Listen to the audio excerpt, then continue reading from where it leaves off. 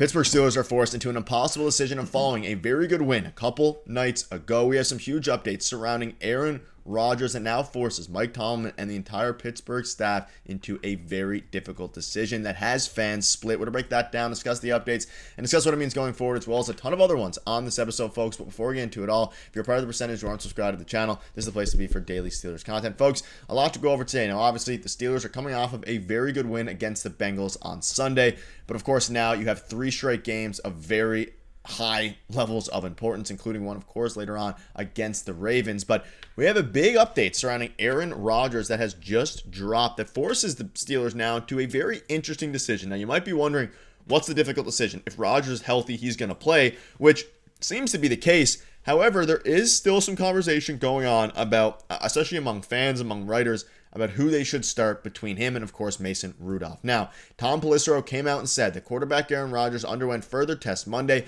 that basically confirmed he won't need surgery on his fractured left wrist. He's pushing to play Sunday, but doctors must clear him in order to do so. And Nick Farabaugh saying no surgery as expected. Key will be if he can wear a brace and still be functional in catching shotgun snaps, taking snaps from under center, and having decent enough ball security. Now, this has sparked a huge debate between fans of if they should run Aaron Rodgers out if he's anything less than 100% because of how he looked against the Bengals. And this is the big question mark, because you can see an article that dropped here saying that Mason Rudolph should start in the Steelers' upcoming game versus the Bears, regardless of Aaron Rodgers' injury status. And this is where I want you guys to kind of let me know down below what you think should happen. Now, we saw the first bit of the game. It was very windy, and Aaron Rodgers was missing a lot of throws to wide open receivers, whether that be Calvin Austin, Roman Wilson, or DK Metcalf.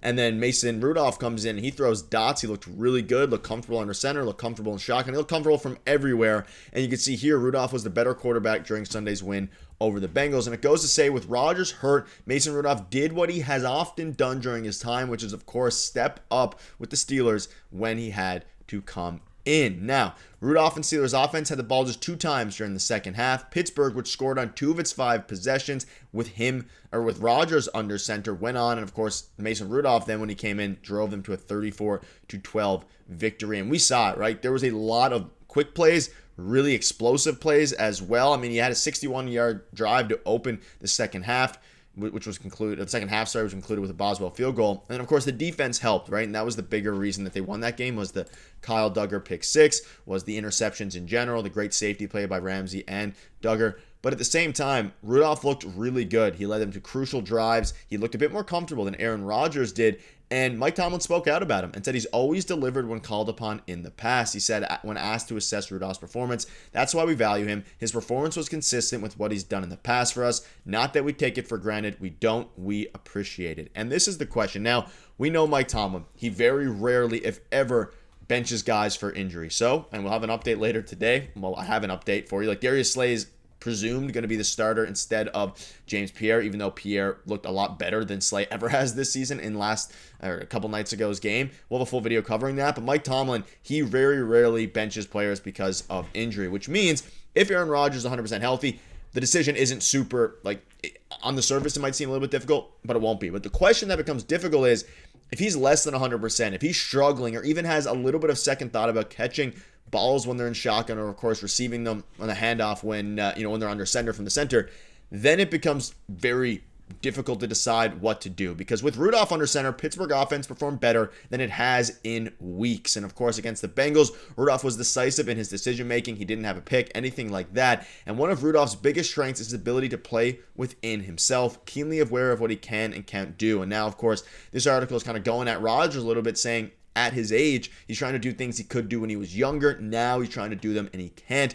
And he's 41 years old, right? His body is slowing down a little bit. There's been a lot of examples of him scrambling in the slot and then missing wide open plays. You can see here, and I covered this in yesterday's video, Aaron Rodgers creating self-inflicted pressure versus the Bengals. This is becoming a pattern. Rodgers doesn't have the same play extension ability he used to, and he's making the Steelers' O-line look worse than it is. And of course, it's the O-line standing tall for a little bit and then him scrambling and throwing it away. And apparently as well on the sideline, there were people saying that the Steelers' sideline was upset he didn't just make the easy throw. And that's something that you're having to, it comes with the territory of signing a veteran like Aaron Rodgers. But For as crazy as it is, like, of course, they have Will Howard as well. He could potentially be the quarterback of the future, 6th-round pick, so who really knows, 6th or 7th-round pick. Jaylen Warren, he should be good to go as well, but it becomes an interesting question, and I'm curious to see what you guys think about. And there was a post here on Reddit I kind of want to dive into to get your guys' thoughts about it, because this, of course, is a thought from some random Steelers fan on Reddit, but it goes to show what a lot of people are feeling. You can see here the difference in quarterback protection with Rodgers versus Rudolph was telling. Now he's saying, I'm not a crazy person who thinks that Rudolph was never given a real shot. We all know, right? He was drafted by the Steelers. He had his rookie year. He was given plenty of opportunities. Mason Rudolph was, and then ultimately he threw him away, if you want to say that. Now, didn't throw him away in the sense of being a serviceable backup, but he was given plenty of opportunities to be a starter for the Steelers. Now, it says here, one thing was obvious, and that several people have pointed out, the difference was in the pocket. Rodgers has been skittery the last few weeks. I think that behavior has made the offensive line confused about where exactly they should be planting themselves, and that even goes back to here. And this, of course, was a matter of him being a little bit indecisive, Aaron Rodgers, but the offensive line did look much better. It did look much better with Rudolph under center, like I was just discussing, than Aaron Rodgers. And Rodgers was sacked once, knocked down 4 times. Rudolph didn't get touched once. Now, was that just fluke and the way that the O-line played a little bit better with Mason Rudolph in there? Was it that the Bengals defense was tired because Rudolph was going in the second half because the time of possession was heavily favoring the Steelers? There's a lot of different, intangibles here that you could be talking about. But one thing is clear is that the Bengals pass rush is really bad, and it looked really bad in the second half. But with Aaron Rodgers, it looked a little bit different, and that's one of the biggest things here. So I'm not saying Rudolph is the answer. I'm not even saying they should start Rudolph if Rodgers is healthy. I think they should go with Rodgers, and Rodgers got them to this point thus far. They're 6-4.